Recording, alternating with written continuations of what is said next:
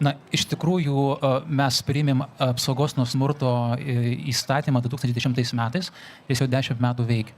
Priėmėm įstatymą, o situacija yra bloga. Tai vadinasi, vien įstatymo priėmimas ar konvencijos priėmimas nesprendžia problemos. Kaip, iš tikrųjų yra klaidinga žiūrėti Stambulo konvenciją kaip automatinę panacėją ir mano galva, kad tas žvilgsnis į ją formuojamas mass medijose kaip į panacėją yra susijęs su tuo, kad yra bandoma nuslėpti ideologinį šito dokumento pobūdį.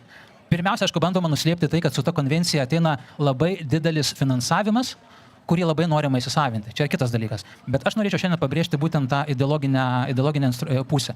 Mano galva, tai yra ideologinės kolonizacijos priemonė. Kas yra ideologija? Ideologija tai yra klaidingas įsivaizdavimas apie tikrovę. Klaidingas įsivaizdavimas apie tikrovę sąlygoja klaidingus sprendimo būdus. Tokia ideologinė paradigma vadovaujasi Maskva, kuri bando savo žmonės įtikinti, kad karas yra teisingas. Ir panašiai yra su Stambulo konvencija. Jis remiasi dviem klaidingom ideologiniam prielaidom. Pirmoji klaidinga ideologinė prielaida yra ta, kad smurtą artimoje aplinkoje, kad vyrai smurtauja prieš moteris todėl, kad jinai yra moteris. Atsiprašau.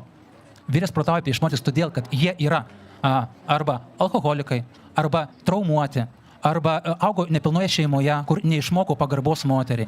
Tai yra priežastis smurto prieš moterį, o ne pats istorinis faktas kažkoks. Tai yra vienas dalykas ir šita klaidinga prielaida tada veda prie klaidingų sprendinių siūlymo.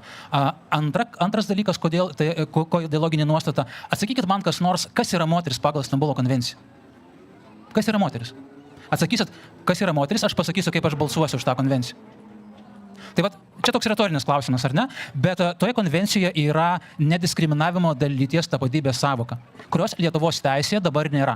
Priėmus Stambulo konvenciją šitą sąvoką atsiras. Kas yra nediskriminavimas dėl lyties tapatybės? Apibrėžimo lyties tapatybės konvencijoje taip pat nėra.